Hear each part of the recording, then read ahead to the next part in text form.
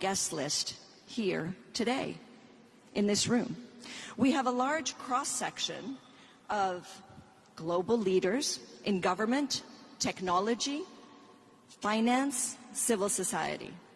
You will set and have already shaped the future of this technology. As the editor of a global news organization whose news users are in all of your countries and look to us for fact-based news on all of your companies, I can assure you that the world is watching this event very, very carefully. So, who knows? I mean, maybe it is possible that years from now, people, and perhaps even a conscious AI, will look back upon this meeting as a milestone in humanity's relationship with thinking machines. So with this, I would like to welcome all the panelists of the sessions today to the stage. If you could all come up together, even though you're in two different sessions. So I'll call you one by one. Ms. Ursula von der Leyen, the President of the European Commission, please. Mr. Pharrell Williams, I saw you earlier. Yes, your seats are on your chairs. Mr. Artist, Mr. Pharrell Williams. Ms. Anne Bouvreau, the Special Envoy of the President of the Republic, please. Mr. Sundar Pichai, CEO of Google, please. Ms. Soo-Yeon Choi, Director General of Naver. Saw you last night at dinner. I know you're here. There you are. Mr. Petteri Orpo, Prime Minister of Finland, please. And Ms. Doreen Bogdan-Martin, Secretary General of the International Communications Union. And last but not least, Mr. Faith Birol, Director General of the International Energy Agency. So the first session, which will be moderated by Anne Bouvreau, who has been instrumental, and a big thank you to Anne for setting up this entire event of the past 2 days, will be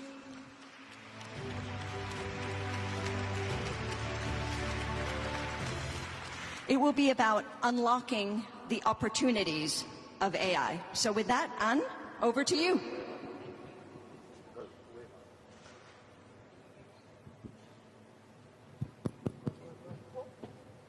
Working. Thank you.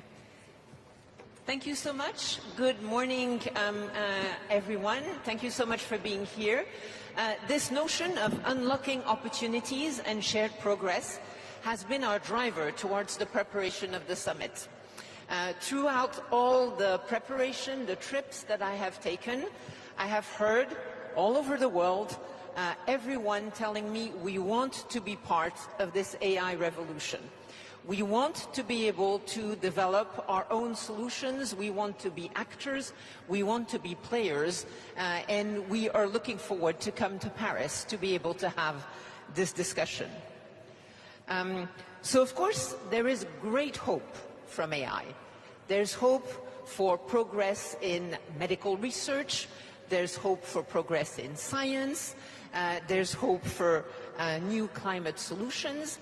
There's also hope for progress and new art and creativity, and we will be discussing this. But how can we make sure that these opportunities are unlocked in the short term, now or very soon? We will hear today from our distinguished guests and speakers what they are doing to make this possible, by defining strategies, by listening to the world's experts, by announcing investments, and by a number of actions. We will also, during this session, be talking about an initiative that is unveiled at the summit today, a decentralized partnership to help harness AI's vast potential. But before we get into more detail, it gives me great pleasure to welcome His Excellency, Vice President of the United States of America, J.D. Vance, to come to the podium. It is an honor. It is your first trip, international trip outside of the United States since taking office. We're delighted to have you here.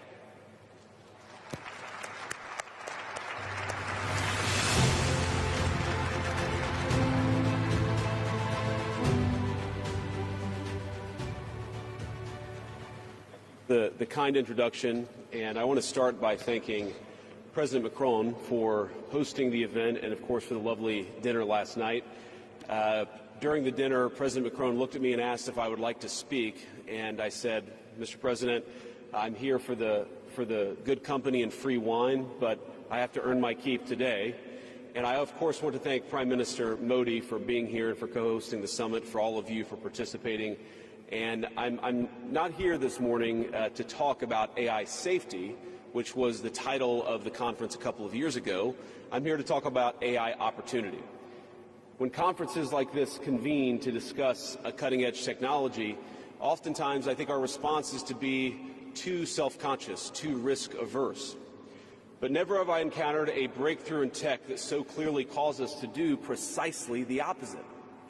Now, our administration, the Trump administration, believes that AI will have countless revolutionary applications in economic innovation, job creation, national security, healthcare, free expression, and beyond. And to restrict its development now will not only unfairly benefit incumbents in the space, it would mean paralyzing one of the most promising technologies we have seen in generations. Now, with that in mind, I'd like to make 4 main points today. Number 1, this administration will ensure that American AI technology continues to be the gold standard worldwide, and we are the partner of choice for others, foreign countries, and certainly businesses as they expand their own use of AI. Number 2, we believe that excessive regulation of the AI sector could kill a transformative industry just as it's taking off, and will make every effort to encourage pro-growth AI policies, and I like to see that deregulatory flavor making its way into a lot of the conversations this conference. Number 3, we feel very strongly that AI must remain free from ideological bias, and that American AI will not be co-opted into a tool for authoritarian censorship.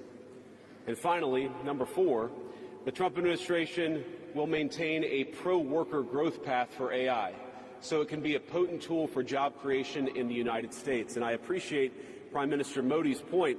AI, I really believe, will facilitate and make people more productive. It is not going to replace human beings. It will never replace human beings. And I think too many of the leaders in the AI industry, when they talk about this fear of replacing workers, I think they really miss the point. AI, we believe, is going to make us more productive, more prosperous, and more free. The United States of America is the leader in AI, and our administration plans to keep it that way. The U.S. possesses all components across the full AI stack, including advanced semiconductor design, frontier algorithms, and, of course, transformational applications. Now, the computing power this stack requires is integral to advancing AI technology. And to safeguard America's advantage, the Trump administration will ensure that the most powerful AI systems are built in the U.S. with American-designed and manufactured chips. Now, just because we're the leader doesn't mean we want to or need to go it alone, of course. And let me be emphatic about this point. America wants to partner with all of you. And we want to embark on the AI revolution before us with a spirit of openness and collaboration. But to create that kind of trust, we need international regulatory regimes that fosters the creation of AI technology rather than strangles it. And we need our European friends in particular to look to this new frontier with optimism rather than trepidation.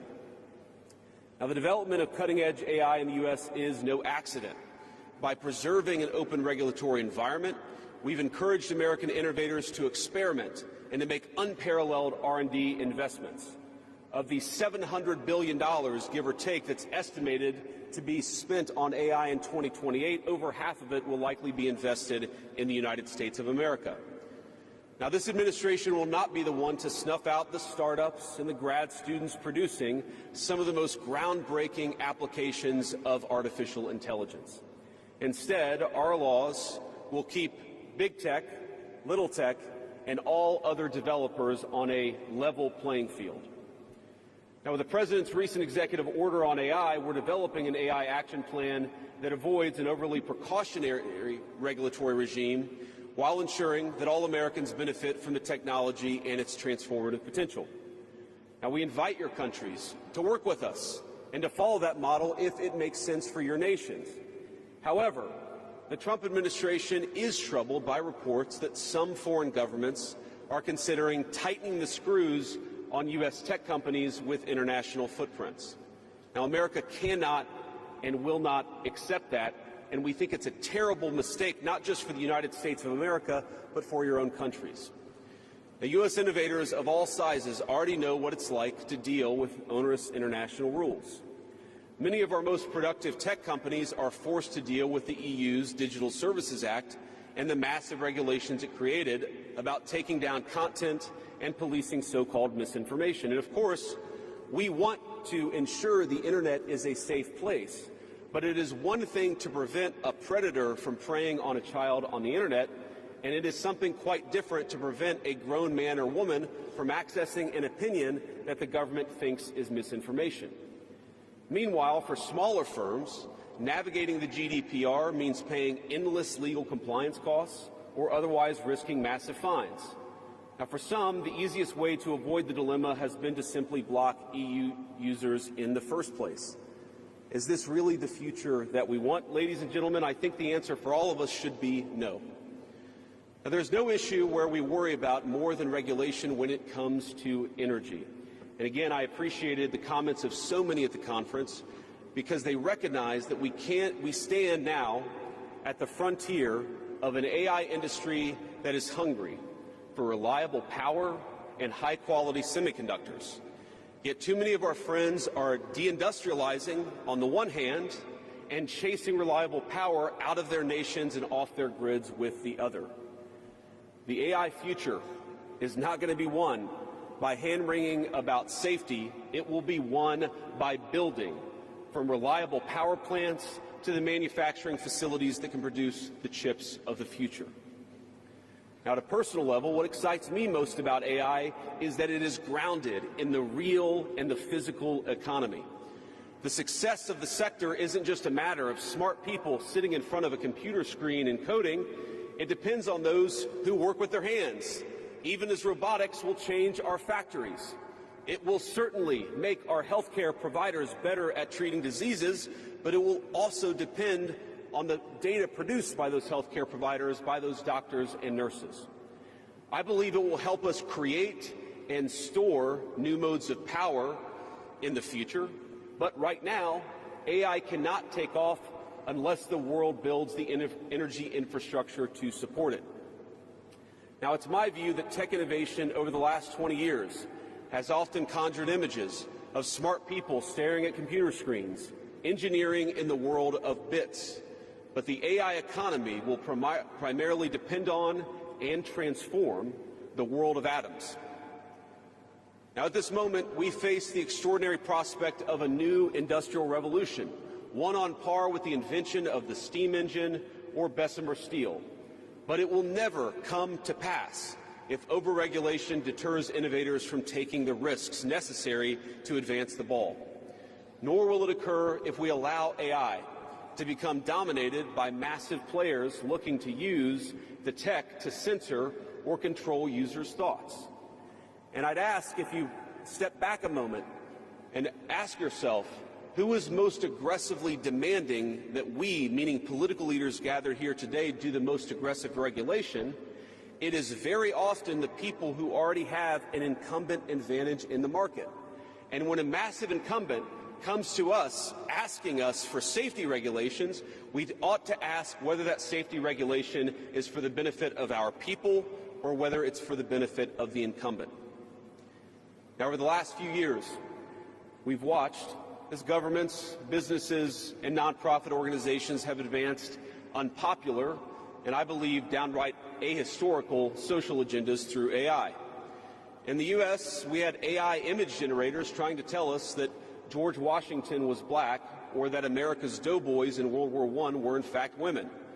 Now, we laugh at this now, and of course it was ridiculous, but we have to remember the lessons from that ridiculous moment. And what we take from it is that the Trump administration will ensure that AI systems developed in America are free from ideological bias and never restrict our citizens' right to free speech. We can trust our people to think, to consume information, to develop their own ideas, and to debate with one another in the open marketplace of ideas. Now, we've also watched as hostile foreign adversaries have weaponized AI software to rewrite history, surveil users, and censor speech. This is hardly new, of course. As they do with other tech, some authoritarian regimes have stolen and used AI to strengthen their military, intelligence, and surveillance capabilities, capture foreign data, and create propaganda to undermine other nations' national security. I want to be clear.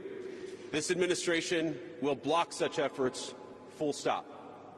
We will safeguard American AI and chip technologies from theft and misuse, work with our allies and partners to strengthen and extend these protections, and close pathways to adversaries attaining AI capabilities that threaten all of our people. And I would also remind our international friends here today that partnering with such regimes, it never pays off in the long term. From CCTV to 5G equipment, we're all familiar with cheap tech in the marketplace that's been heavily subsidized and exported by authoritarian regimes. But as I know, and I think some of us in this room have learned from experience, partnering with them means chaining your nation to an authoritarian master that seeks to infiltrate, dig in, and seize your information infrastructure. Should a deal seem too good to be true, just remember the old adage that we learned in Silicon Valley: if you aren't paying for the product, you are the product. Finally, this administration wants to be very clear about one last point. We will always center American workers in our AI policy.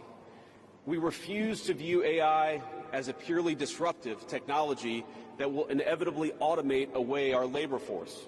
We believe, and we will fight for policies that ensure that AI is going to make our workers more productive, and we expect that they will reap the rewards with higher wages, better benefits, and safer and more prosperous communities. From law to medicine, manufacturing, the most immediate applications of AI almost all involve supplementing, not replacing, the work being done by Americans. Now, combined with this administration's worker-first approach to immigration, we believe that a U.S. labor force prepared to use AI to its fullest extent will instead attract the attention of businesses that have offshored some of these roles. To accomplish this, the administration will make sure that America has the best trained workforce in the world. Our schools will teach students how to manage, how to supervise, and how to interact with AI-enabled tools as they become more and more a part of our everyday lives. And as AI creates new jobs and industries, our government, businesses, and labor organizations have an obligation to work together to empower the workers, not just of the United States, but all over the country, all over the world. To that end, for all major AI policy decisions coming from the federal government, the Trump administration will guarantee American workers a seat at the table, and we're very proud of that. Now, I've taken up enough of your time, so I'd like to close with just a quick story. This is a beautiful country, President Macron, and I know that you're proud of it and should be. And yesterday, as I was touring Les Invalides with General Gravette with my 3 kids, he was kind enough to show me the sword that belonged to America's dearest international friend from our own revolution, of course, the Marquis de Lafayette. He let me hold the sword, but of course he made me put on the white gloves beforehand. And it got me thinking of this country, France, and of course of my own country, and of the beautiful civilization that we have built together with weapons like that saber. Weapons that are dangerous in the wrong hands, but are incredible tools for liberty and prosperity in the right hands. I couldn't help but think of the conference today. If we choose the wrong approach on other things that could be conceived of as dangerous, things like AI, and choose to hold ourselves back, it will alter not only our GDP or the stock market, but the very future of the project that Lafayette and the American founders set off to create. Now, this doesn't mean, of course, that all concerns about safety go out the window, but focus matters. And we must focus now on the opportunity to catch lightning in a bottle, unleash our most brilliant innovators, and use AI to improve the well-being of our nations and their peoples. With great confidence, I can say it is an opportunity that the Trump administration will not squander. And we hope everyone convened here today feels exactly the same. Thank you, and God bless you all. Thank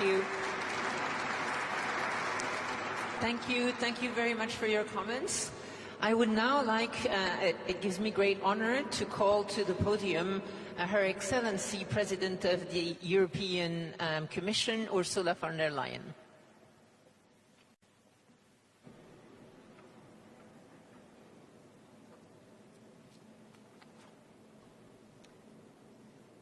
Monsieur le Président, cher Emmanuel. President, dear Emmanuel. Your Serene Highness, Prime Ministers, Excellencies, ladies and gentlemen.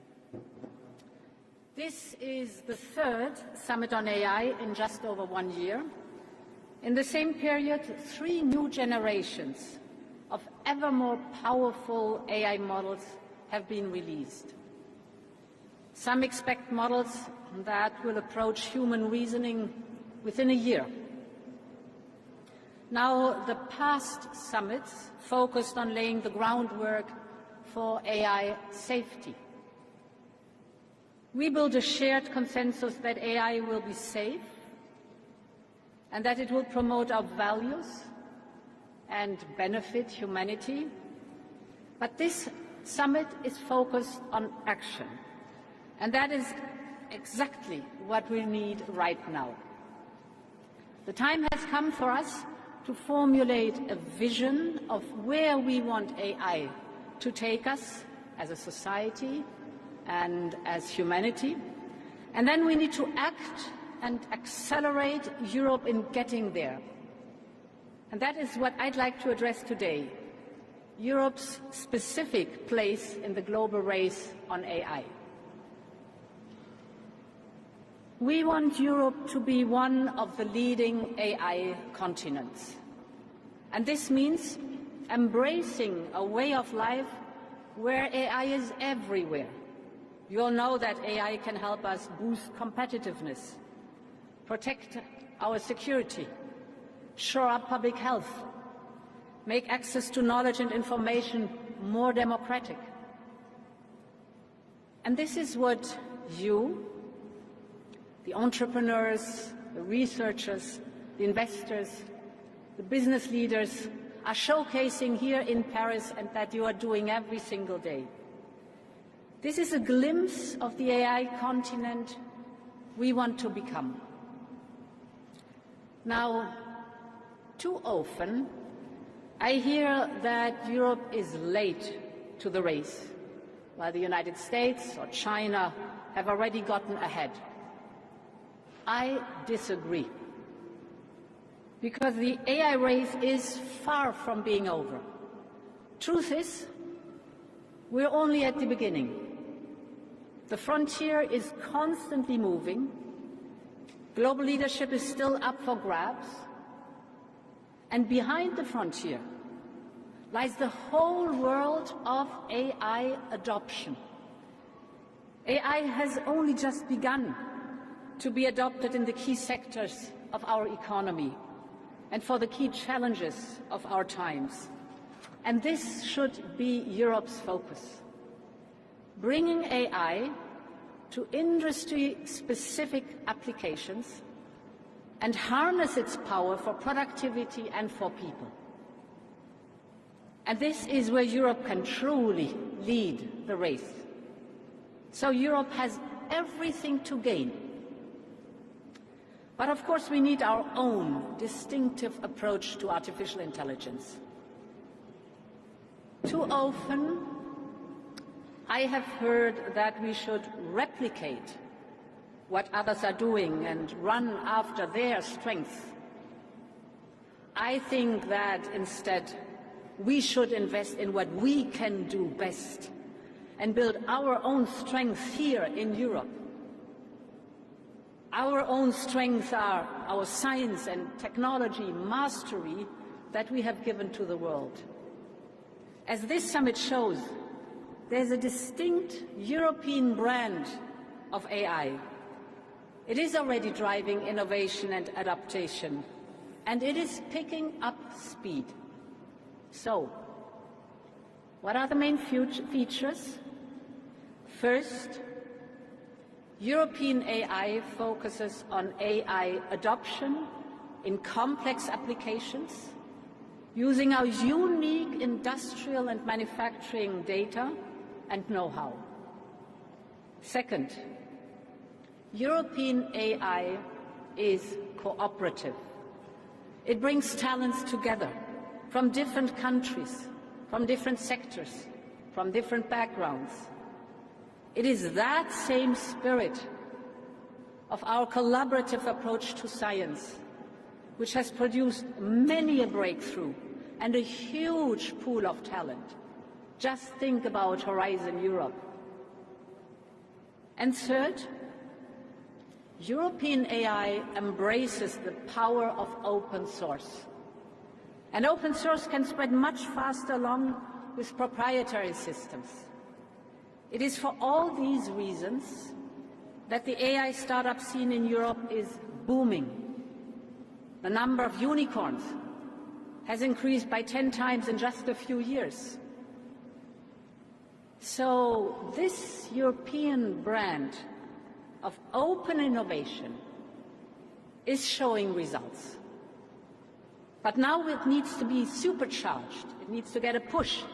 And this is why it's the right place to be here at this AI Action Summit. We will act in two ways. First, we want to accelerate innovation. Europe has some of the world's fastest public supercomputers. We're now putting them at the service of our best startups and our best scientists so they can forge the AI we need. They can test their model, they can train their model on our supercomputers. In just a few months, we've set up a record of 12 AI factories, and we're investing 10 billion euros in them. And this is not a promise. This is happening right now.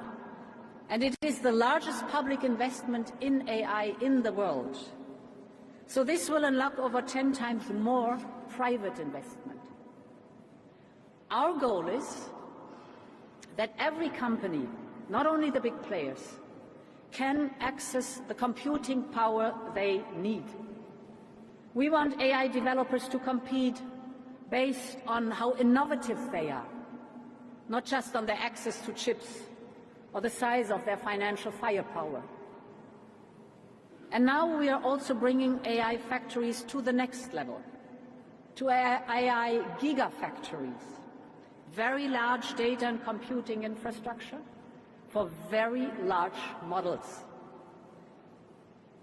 We want to replicate the success story of the CERN in Geneva.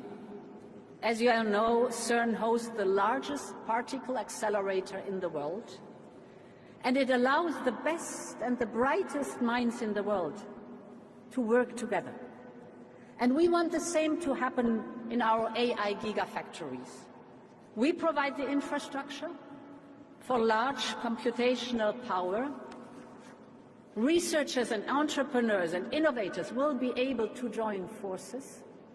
Talents of the world are welcome. Industries will be able to collaborate and federate their data. We're creating safe space for them. Just take the European health data space. Because yes, AI needs competition, but AI also needs collaboration. And AI needs the confidence of the people and has to be safe. And actually, this is the purpose of the AI Act, to provide for one single set of safe rules across the European Union, 450 million people, instead of 27 different national regulations and safeties in the interest of business. At the same time, I know that we have to make it easier and we have to cut red tape, and we will. Finally, computational power requires immediate, substantial financial capital from both public and private. In this context, I welcome the European AI Champions Initiative that pledges 150 billion euros from providers, investors and industry. And today I can announce that with our Invest AI initiative, we can top up by 50 billion euros, so thereby we aim to mobilize a total of 200 billion euros for AI investment in Europe. We will have a focus on industrial and mission-critical applications. It will be the largest public-private partnership in the world for the development of trustworthy AI. And finally, cooperative AI can be attractive well beyond Europe, including our partners in the Global South. And in this spirit, we fully support the AI Foundation that is being launched today. AI can be a gift to humanity, but we must make sure that its benefits are widespread and that its benefits are accessible to all. We want AI to be a force for good. We want an AI where everyone collaborates and everyone benefits. This is our path. This is our European path. Thank you very much for your attention.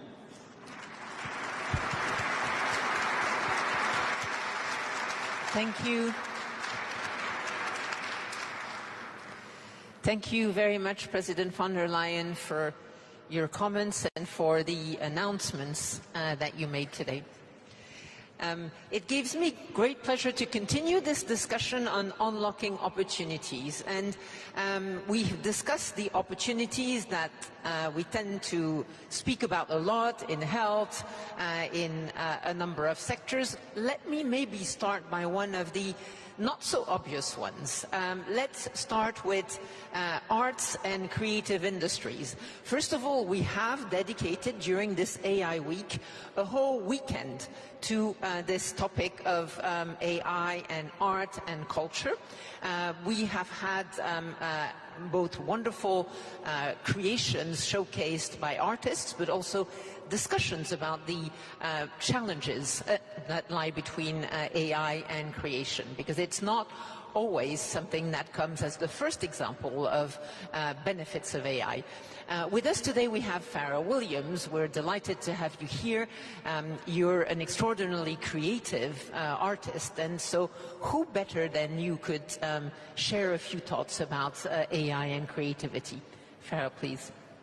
Thank you. Thanks for having me. I don't know how you guys do this with the thing in the ear.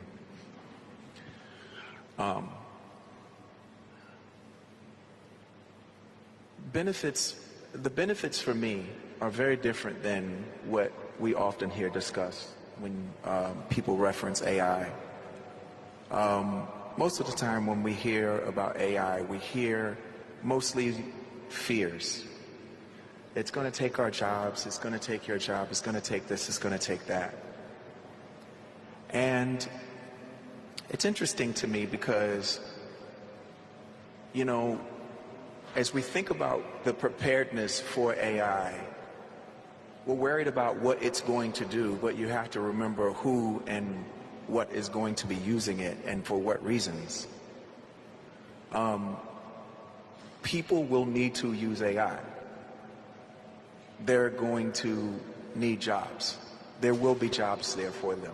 Will there be some jobs that people lose? Sure. But I think if you're gonna be prepared for AI, then you have to be prepared for AI. Me personally, I see it like I think we have our fears miscasted in the wrong areas. Like I don't think we should be fearful of what AI is going to do. What we should do, you know, in this whole AI race, what we need to remember is the human race. Because it's humans that are essentially going to be using the AI, and it's what they're going to do. You know, are they people with good conduct or bad conduct? Are they people with great ideas, inspiration, and innovation, or is it criminals? Right? I think we need to work on ourselves. And I think if we can get ourselves in a good place, humming like an engine, then when AI really truly penetrates regular everyday society and community lives, I think it's going to be fine because people will have the right ideas about how we use it. It, in my opinion, you know,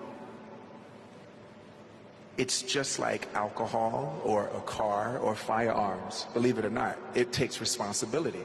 Alcohol in the wrong arms, in the wrong hands is a problem. A car in the hands of someone who is too young and inexperienced to drive it could be life-threatening. AI is no different. It's who's using it and what the intention is what I think we need to think about first and foremost. Do you use AI for some of to help you create, or do you just use it in daily life, or do you just not use it? Well, that's the other thing too. You know, people talk about like creatives using AI. We wouldn't use AI to help us write a song. Well, then what would we do? Right? AI is much more like worker bee, minutia are the ways that we would use it. Other people would use it in a computational way, you know, in some lab or you know, maybe an organization set up in some sort of with tech would use it in a completely different way. But the way that we would use it would be much more like utility. It wouldn't replace creativity. I just think that there's just too much fear around it. And, you know, there was a whole thing around the year 2000 as well. But we're fine. We survived that. Or, you know, in my country they call it libraries. Here it's called a bibliothèque.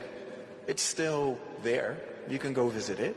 It's not replaced. It's a beautiful place to walk around in and you can research. But there's nothing like a search engine, right, Sundar? There's nothing like a beautiful place where you can go and search. But this is the next step. This is the place where you can not only ask questions, but you can get examples back. I think that's an amazing thing, and I think there's nothing to be fearful about. It's just, we just have to be prepared. Just don't treat it the way we did when we brought alcohol into the conversation, or how we did cars. We need to treat this a little bit different. This is a great opportunity for us as a species to move forward with utility. Well, thank you. I think we've heard over the years lots of comparisons for AI, but alcohol is one that I hadn't heard. So, but I take great comfort from your vision, which is really of AI augmenting artists and your job. Maybe I can ask a question of Sundar Pichai. We're delighted to have you here. I've heard you speak about risks of AI, but also about the way it can help augment communities, for example. So what are your thoughts on this and on the opportunities and how we can unlock them in AI? First of all, thank you, President Macron, Prime Minister Modi. It's great we are having a conversation on such an important topic. Look, at Google, we have felt this important tension, both, you know, the wonderful opportunities AI presents. It's obviously a dual-use technology, like you gave examples, and so the risks that come with it. So we actually encapsulated this tension as, you know, a bold and responsible, that our approach needs to be both bold and responsible, and there is tension between it, but we grapple with it. The reason we need to be bold is, it is so obvious as we are making progress how profoundly it'll impact many areas. The best example I can think of is with AlphaFold, we have now unlocked, how to decode protein structures. Just so that everyone understands, it used to take one person their entire PhD